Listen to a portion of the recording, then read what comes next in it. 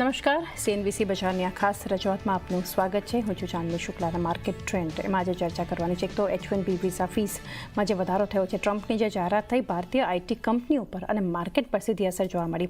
સાથે જ એક સેક્ટર પર એની એક નેગેટિવ અસર આઈટી પર તો આપણને જોવા મળી છે. બીજું બાજુ જોઈએ તો શિપિંગ ક્ષેત્ર કે જ્યાં 70,000 કરોડની 3 યોજનાઓને મંજૂરી મળી છે, તો આ સેક્ટર માટે એક પોઝિટિવ અસર જોવા મળી છે. પરંતુ આ બંને સમાચાર અને સાથે સેક્ટરના ફંડામેન્ટલ્સને આપણે આજે સમજવાના છે આપણા એક્સપર્ટ પાસેથી અને જાણીશું કઈ કંપની પર પણ આગળ ફોકસ રાખી શકાય.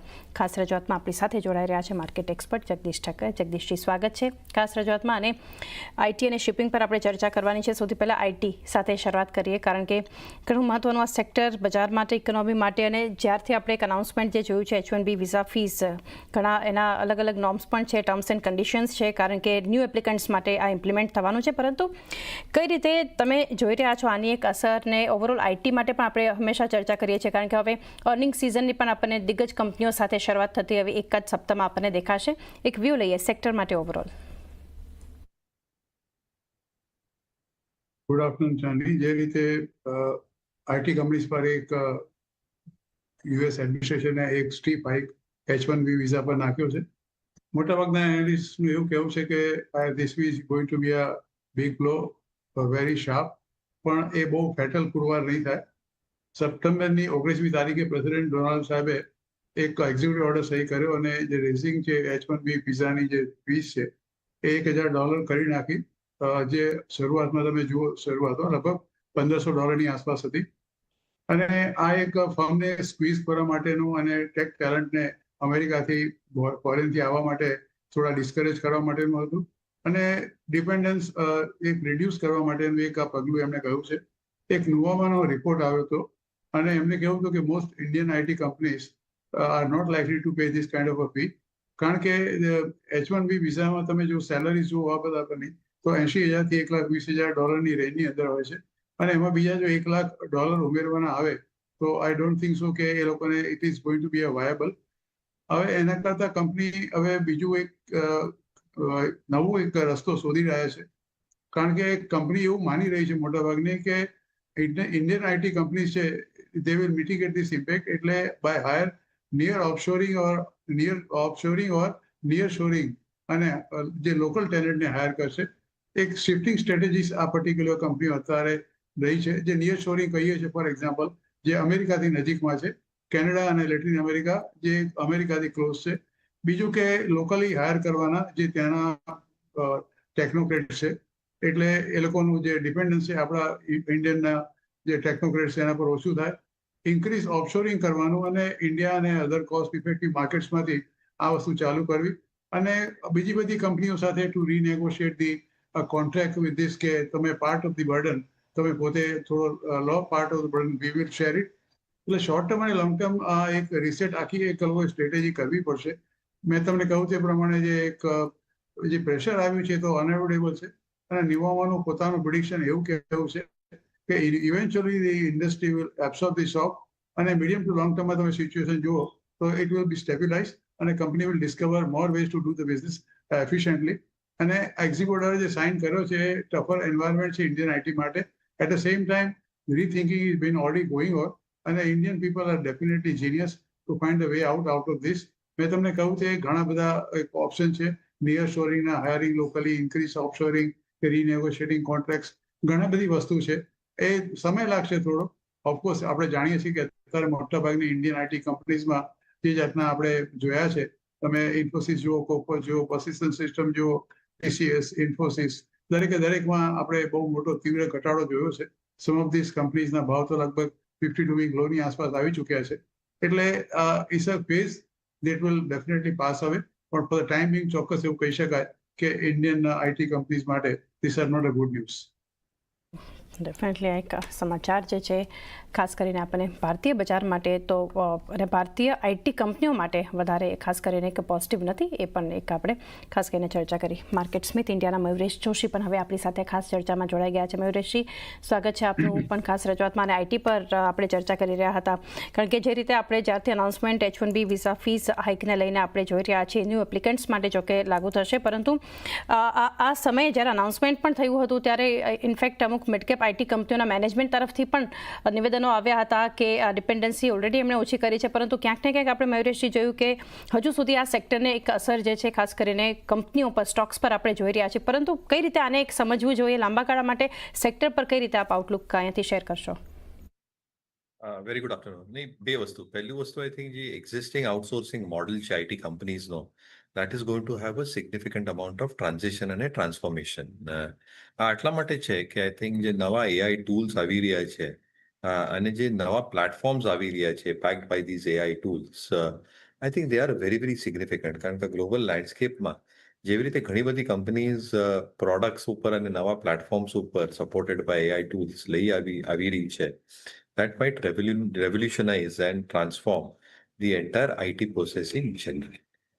Next few years, whether outsourcing will continue, absolutely yes. There is no two ways about it. કારણ કે ઘણી બધી બિઝનેસીસને હજી પણ ટ્રાન્ઝિશન કરવું છે અને આ ટ્રાન્ઝિશનમાં આપણી IT companies will definitely help.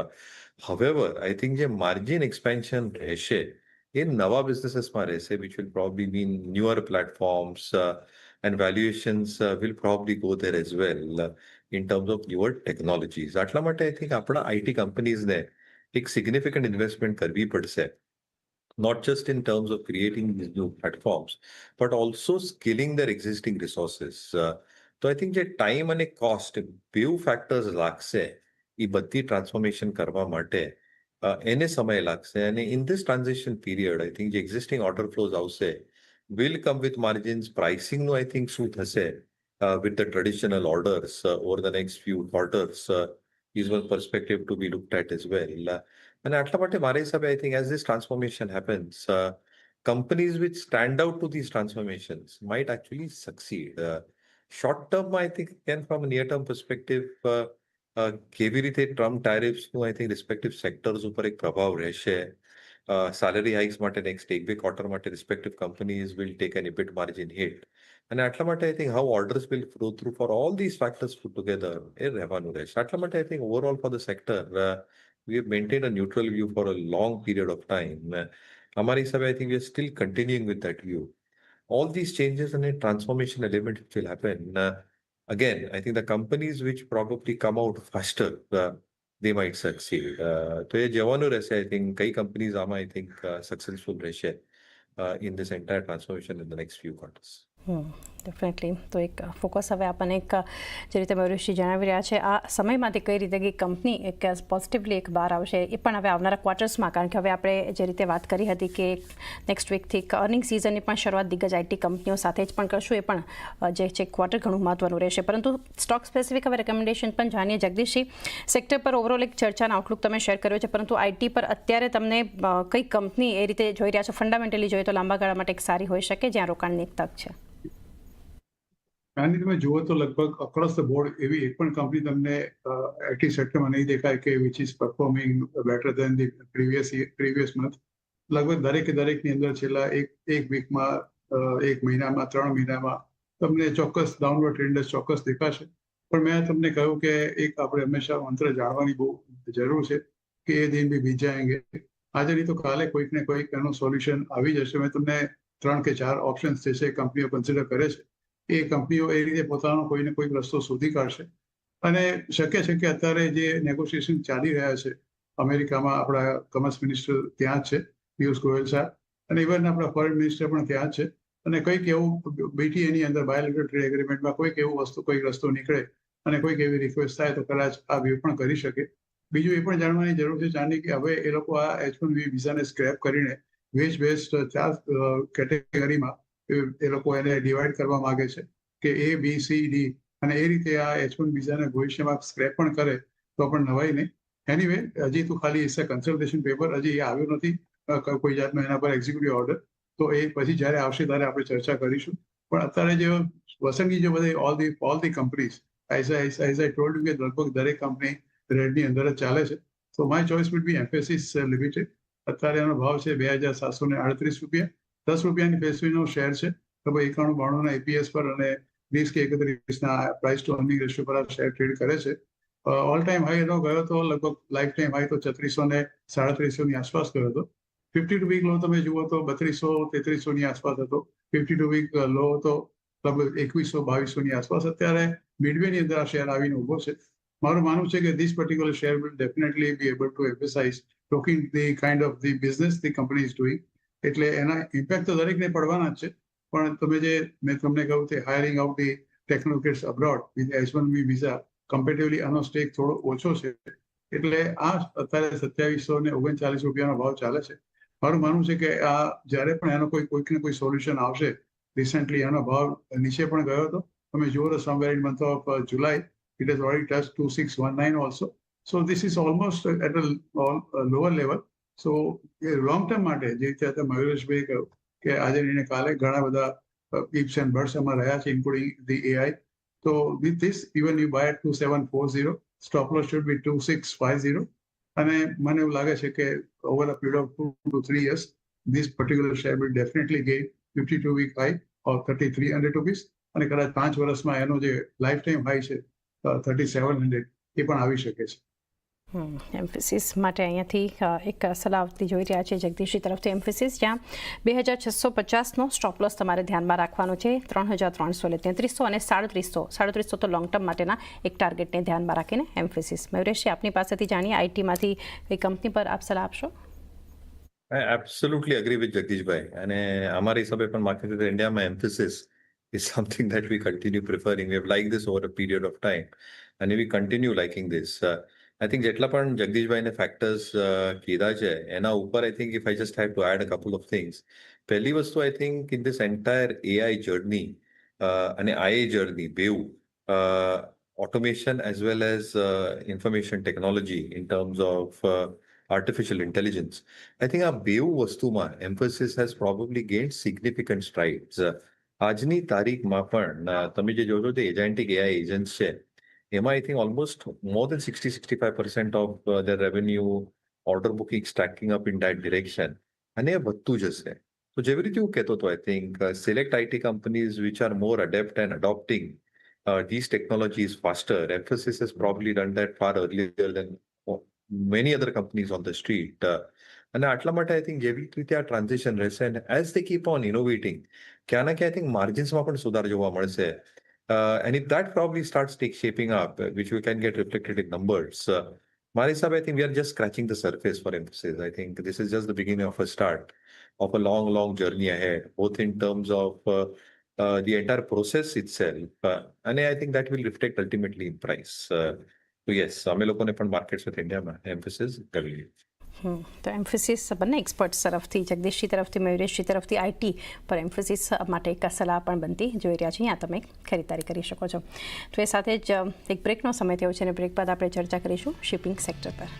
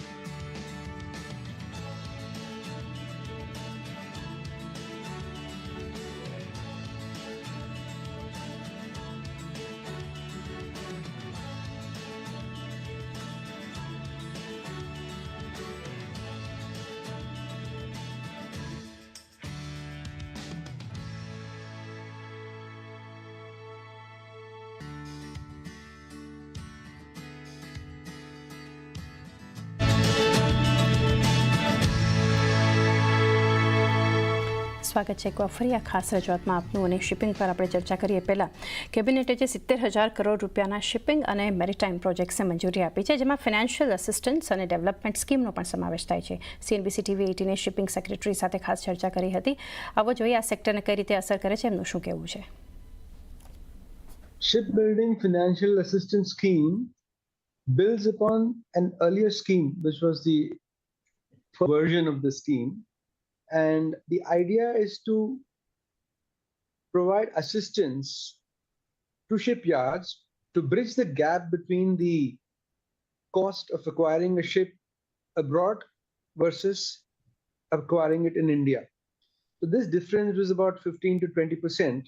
So this scheme incentivizes the cost of acquiring a ship, and it gives you a subsidy of 15 to 25% depending on how big the ship is and whether it is a green vessel and so on. Some of the largest ship builders in India are either in the defense sector or in the sole one is the CSL in the under the shipping ministry. The net result of having only a few shipyards in the public sector and a couple of them, in the private sector, like in Pipavav or L&T or Shaugule, etc. But the thing is, we don't have capacity. Other countries, Korea and Japan and China, even Vietnam, they produce a lot more of tonnage every year. So this scheme was brought in, one, to improve the capacity of the brownfield shipyards, so that they can, they get about 25% subsidy. The cost of capital cost of setting up new infrastructure in a brownfield shipyard, up to 25% we will give them. મયુરેશ Joshi અને જગદીશ ઠક્કર આપણી સાથે ખાસ ચર્ચામાં જોડાયેલા છે. તો મયુરેશજી, આપની સાથે શરૂઆત કરીએ, સીધા એક સેક્ટરના વ્યૂ પર જઈએ. કઈ રીતે તમે આને જોઈ રહ્યા છો? પોઝિટિવ છે. અને again I think one has really have to understand the construct કે આઈ થિંક આ બધા લોંગ ડ્રોન પ્રોજેક્ટ્સ હોય, capital intensive projects હોય. એટલા માટે I think even if there is an order which comes through, commissioning થતા બહુ સમય લાગી જાય and revenue recognition also happens in tranches. એટલા માટે I think even with an existing order book, execution becomes extremely important. ઘણી બધી shipbuilding companies ને. Obviously I think India is trying to create a lot of hubs as far as ship repairs are also concerned. And shipbuilding સાથે I think the maintenance and operations હોય when it comes to ship repairs, I think that part of the business is far more lucrative કારણ કે એમાં જે margin accretion હોય or margins હોય is significantly better. એટલા માટે તમે પણ ડિફેન્સ કંપનીઝમાં જોશો કે ship repair is still a minuscule part or a okay contribution to overall EBIT, but their portion is also increasing because the government also feels that we should create that kind of hubs when it comes to the overall industry as a whole. However, I think positive news and sentimentally supportive news to earnings માટે કારણ કે with all these elements happening and taking place, along with expectations of infrastructure funding also coming through for the sector as a whole, access to capital becomes far more easier. And એટલા માટે મારા હિસાબે I think execution જેવી રીતે I think હજી પણ speed up થશે એ નંબર્સમાં reflect થશે. તો ક્યાં ના ક્યાં I think overall dynamicsમાં, whether it comes to not just the defense sector as a whole, but even commercial ships as a hub that India is trying probably to make in terms of competition to Korean shipyards, Chinese shipyards, or even the Japanese shipyards, I think about lucrative હશે. બીજું I think from a macro perspective, આજની તારીખમાં leaving aside defense, I think the commercial ships છે which are either used for crude or dry goods as well. આજની તારીખમાં supply has become significantly lower. The scrap component is also lower. And એટલા માટે I think there is shortage as we speak of ships coming through. So I think આ બધા macro factors industry માટે supportive છે. Definitely. ને જગદીશજી, જે રીતે મયુરેશજીએ પણ જણાવ્યું કે એક્ઝિક્યુશન જરૂરી છે, ડિમાન્ડની સામે કઈ રીતે કેપેસિટી એક્સપેન્શન કંપનીઓ કરે છે, કારણ કે આ ઘણું મહત્વનું સેક્ટર ગણી શકાય. રોજગારી પણ જે રીતે અહીંયાથી તકો પૂરી પાડે છે, કઈ રીતે આ એક જોઈ રહ્યા છો સેક્ટર માટે અનાઉન્સમેન્ટ જે આપણે જોઈ રહ્યા છે, જે એક અપ્રુવલ મળ્યું છે અહીંથી સ્કીમ્સને? તમે જુઓ તો આ એક જે ફોકસ છે એનું basically two both domestic ship building and maritime infrastructure, તે થ્રુ મેરીટાઈમ ડેવલપમેન્ટ ફંડ જેને MDF કહે છે, હવે એક્સપાન્ડ કર્યું છે 70,000 કરોડ સુધીનું. અને જે ફાઇનાન્શિયલ અસિસ્ટન્સ ફોર શિપયાર્ડ્સની વાત કરી, જે મહેશભાઈ અત્યારે કહ્યું એ પ્રમાણે, અને એક જે ઇનિશિયેટિવ છે જે ઇન્ક્લુડ કરે છે revamping of the ship building financial assistance જેને લોકો SBFA કહે છે સ્કીમ, અને પર્સન્ટેજ ઇન્સેન્ટિવ્સ બેસ્ડ આખો વેસલની વેલ્યુ, એનો type, credit note or scrap value, અને MDF પ્રોવાઇડિંગ લોંગ ટર્મ અને લો કોસ્ટ ફાઇનાન્સિંગ આપે છે. અને જો તમે કી ઇનિશિયેટિવ પ્રોગ્રામમાં જુઓ તો આ એક MDFનું જે લોકોએ ગઠન કર્યું છે તે જે completely for ship repair, sport, infrastructure, inland waterways, transport, પછી એની જે ફાઇનાન્શિયલ અસિસ્ટન્ટ જે SBFA સ્કીમ છે તે લગભગ they have extended up to March 2036, અને એ ફાઇનાન્શિયલ અસિસ્ટન્સ ઓફર કરે છે શિપયાર્ડ્સને. 15% હોય જો 100 કરોડની નીચે હોય તો 15% છે પર વેસલ. જો 20% હોય તો 100 કરોડની ઉપર હોય તો, અને 25% special green and hybrid vessel માટે એ લોકોએ કર્યું છે. અને 30% of the value addition within the country એ લોકો પ્રોવાઈડ કરવા માંગે છે. અને credit note of 40% of a vessel which is scrapped. અને આ આખું જે ઇન્ટરેસ્ટ છે સાથે સાથે મેરીટાઈમ ઇન્વેસ્ટમેન્ટ ફંડ અને ઇન્ટરેસ્ટ ઇન્સેન્ટિવાઇઝિંગ ફંડ પણ એ લોકોએ ઊભું કર્યું છે MDFA to affordable long term financing for the projects at a 3% interest subsidy on loans for the ship building and the related projects, અને સપોર્ટ R&D કરે છે. મને એવું લાગે છે કે all this factors will definitely boost domestic ship building, enhance maritime infrastructure, promote self reliance એટલે કે આત્મનિર્ભર ભારત જે આપણે કહીએ છીએ તે, અને ફ્યુચર પ્રૂફ સેક્ટર તરીકે એને કરીશું. અને એના ઘણા બધા ઇમ્પેક્ટ પણ છે, ઇકોનોમિક ગ્રોથનો છે, એમ્પ્લોયમેન્ટનો છે, ફાઇનાન્શિયલ ઇનોવેશનનો છે, અને પોલિસી રિફોર્મ્સનો પણ છે. આ બધાની વચ્ચે મારી પોતાની પસંદગી અત્યારે I will prefer definitely Cochin shipyard. અત્યારે ભાવ છે ₹1956, અને આ બધી કંપનીઓ કોચિન શિપયાર્ડ મઝગાંવ ડોક પાસે ઓર્ડરની કોઈ કમી નથી. They are book till the up to the નેક ફોર નેક્સ્ટ 3 to 5 years. ભાવ છે અત્યારે ₹1956. Even with this price also with Horizon of 3 years તમે એને બાય કરી શકો છો with a stop loss of 1850, and my target for this, which is a 52-week high, is 2545. તો જગદીશે ઓવરઓલ વ્યૂ પણ આ સેક્ટરને લઈને આપ્યો છે. આ યોજનાઓ કઈ રીતે અસર કરી શકે છે, અને એમની પસંદગી પણ કોચિન શિપયાર્ડ અને 1850ના સ્ટોપ લોસ રાખવાના છે સ્ટોક પર, અને 2545ના લેવલ્સ છે એક ટાર્ગેટ તરીકે ધ્યાનમાં રાખો લોંગ ટર્મ માટે કોચિન શિપયાર્ડ. મયુરેશજી, આપની પાસે સેક્ટર પર ચર્ચા કરી, પરંતુ રેકમેન્ડેશન જાણીએ. No, Dockyard is looking decent. हमारे हिसाब I think decent order book છે, revenue visibility spread out over the next few years. આપણે જે expectation બાંધીને રાખાય in terms of better numbers getting reflected both through margins and bottom line growth, એ થોડું evident રહેશે. Obviously, I think execution થોડું એક concern હતું, not just for Mazgaon, for a lot of defense players પાછલા ક્વાર્ટરમાં. But I think that should normalize as we head into the next few quarters.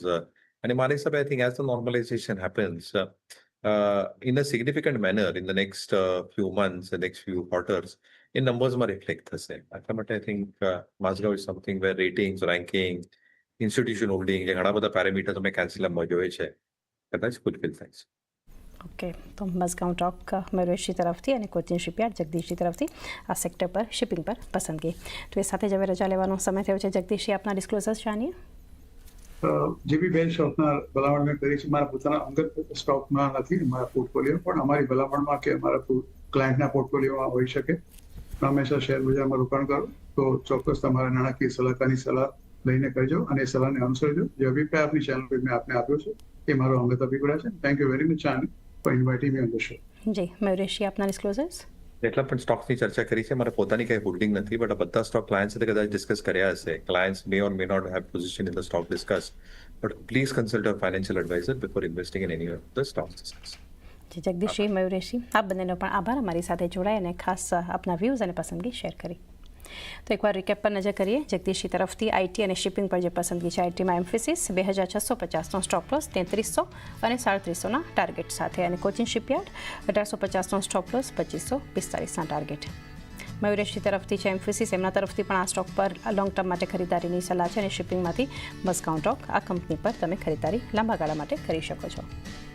તો એ સાથે જ આ ખાસ રજૂઆતમાં પણ આટલું જ. મને પણ આપશો રજા. વધારે અપડેટ્સ માટે જોતા રહો CNBC બજાર.